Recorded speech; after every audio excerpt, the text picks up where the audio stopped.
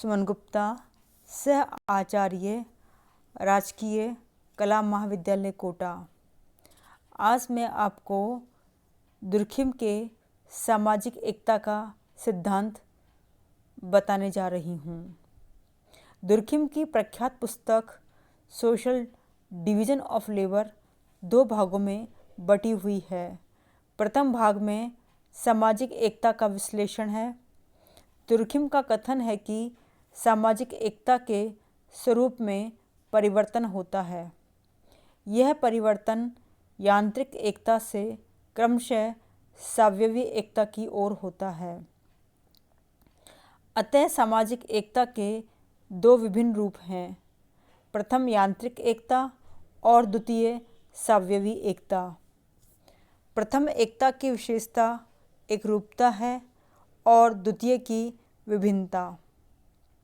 Durkheim के शब्दों में प्रथम एकता तभी संभव होती है जब व्यक्ति का व्यक्तित्व सामूहिक व्यक्तित्व में विलीन हो जाता है, और दूसरी स्थिति सावयवी एकता तभी उत्पन्न होती है जब प्रत्येक व्यक्ति के व्यक्तित्व का अस्तित्व अलग अलग मान्य हो जाता है। इन दोनों प्रकार की एकताओं को निम्न प्रकार से अधिक स्पष्ट रूप में समझा जा सकता है। यांत्रिक एकता। दुर्खिम का कथन है कि आदिकालीन समाज यांत्रिक एकता में बंधा हुआ था, परंतु धीरे धीरे परिस्थिति के बदलने के साथ इस यांत्रिक एकता का स्वरूप बदलकर आधुनिक समाज में सावयवी एकता के रूप में स्पष्ट हो गया है। इस परिवर्तन को समझने के लिए आदिकालीन और आधुनिक समाज की प्रमुख विशेषताओं को ध्यान में रखना होगा। आदिकालीन समाजों में उनका संगठन छोटे आकार का होता था, आवश्यकताएं इन्हीं गिनी थी और वह भी सभी सदस्यों की आवश्यकताएं प्राय समान होती थी। उनके सामाजिक या आर्थिक कार्य, जीवन के ढंग, आचार विचार, धारणा आदि में भिन्नताएं न के समान थी। इसमें सदस्यों में मानसिक तथा नैतिक आधार पर अत्यधिक समानता थी। साथ ही उन पर जनमत, परंपरा, धर्म आदि का दबाव रहता था।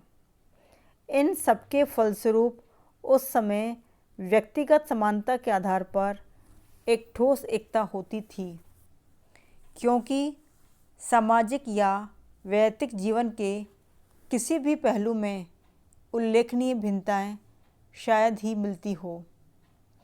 इस ठोस एकता को ही दुर्खिम ने यांत्रिक एकता कहा है, क्योंकि उस समय सब लोग जनमत, परंपरा, धर्म और राजा के दबाव से आंख मूंदकर या यंत्रवत कार्य करते रहते थे। इन जनमत, परंपरा आदि का इतना प्रभाव होता था कि व्यक्ति के रूप में किसी का भी कोई महत्व नहीं था, और व्यक्ति का व्यक्तिगत सामूहिक व्यक्तित्व में इतना घुल मिल जाता था कि उसके अपने व्यक्तित्व का अस्तित्व तक मिट जाता था। वह समाज के साथ यंत्रवत सोचता, काम करता और आदेशों का पालन करता था। सावयवी एकता। परंतु धीरे धीरे उक्त सभी परिस्थितियां बदलती गई, जनसंख्या बढ़ी और उसी के साथ साथ आवश्यकताएं भी। इन आवश्यकताओं में भी अनेक भिन्नताएं आ गई।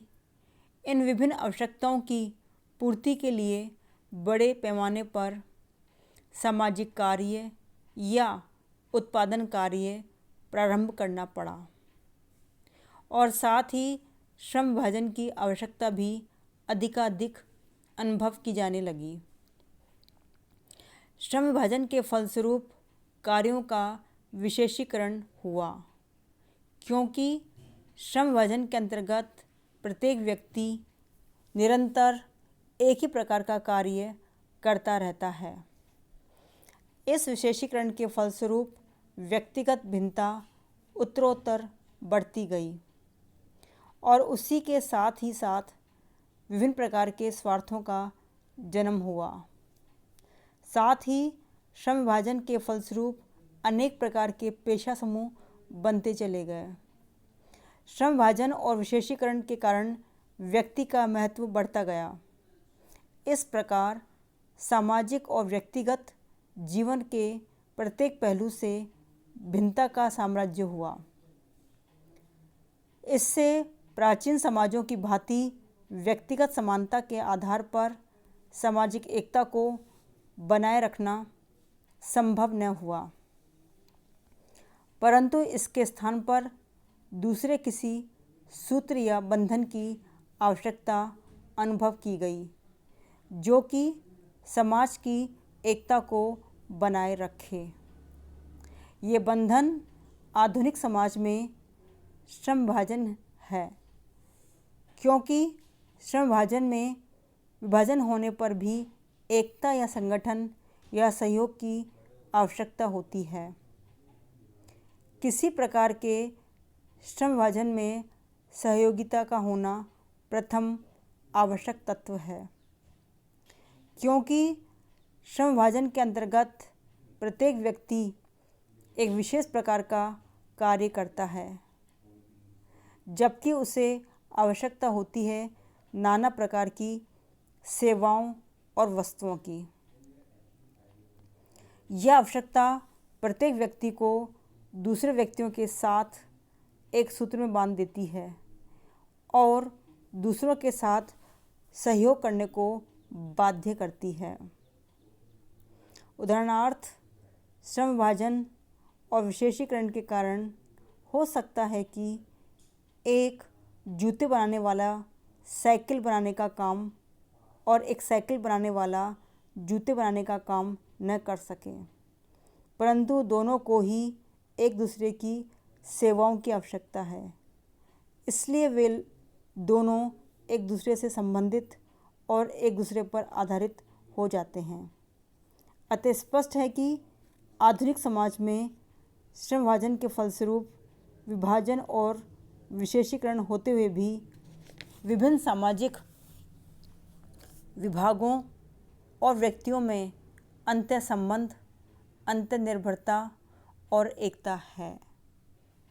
श्रम विभाजन ने एक ओर तो व्यक्तियों और समूहों को अनेक प्रकार से विभाजित कर दिया है, पर दूसरी ओर उनकी आवश्यकताओं के आधार पर उसी श्रम विभाजन ने उनको एक दूसरे पर अत्यधिक निर्भर और एक दूसरे से संबंधित भी कर दिया है। यही स्वाभाविक एकता की स्थिति है।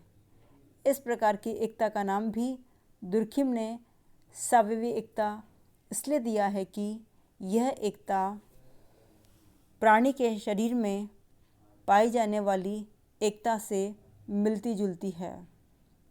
शरीर में हाथ केवल हाथ का काम करता है, आँख का नहीं। आँख केवल आँख का कार्य करती है, पैर का नहीं। पैर केवल पैर का काम करता है, पेट का नहीं। अर्थात शरीर के विभिन्न भागों में श्रम विभाजन और विशेषीकरण है, परंतु इसका ये अर्थ नहीं है कि आँख, पैर, हाथ, पेट आदि का एक दूसरे से कोई संबंध नहीं है। वास्तव में ये सभी भाग एक दूसरे से अत्यधिक घनिष्ठ रूप में संबंधित तथा एक दूसरे पर अत्यधिक निर्भर हैं। साथ ही संपूर्ण शरीर का प्रत्येक भाग पर एक आश्चर्यजनक प्रभाव होता है। यहाँ तक कि हाथ हाथ का काम या आँख आँख का काम तब तक नहीं कर पाते हैं जब तक वे शरीर से अभिन्न हैं। शरीर से हाथ को अलग कर देने पर वे फिर कोई काम नहीं कर सकता।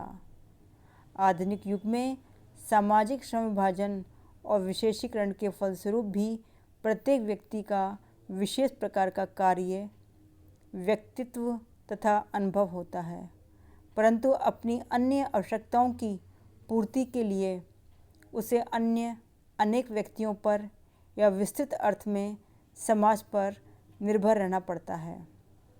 इस प्रकार आधुनिक समाज में श्रम विभाजन और विशेषीकरण होते हुए भी व्यक्ति और व्यक्ति में, व्यक्ति और समूह में, समूह और समूह में एक पारस्परिक संबंध, पारस्परिक निर्भरता एवं एकता है।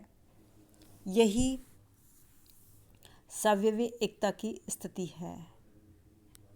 अगले भाग में मैं यांत्रिक एकता व सावयवी एकता से संबंधित वैधानिक व्यवस्थाओं के बारे में बताऊंगी।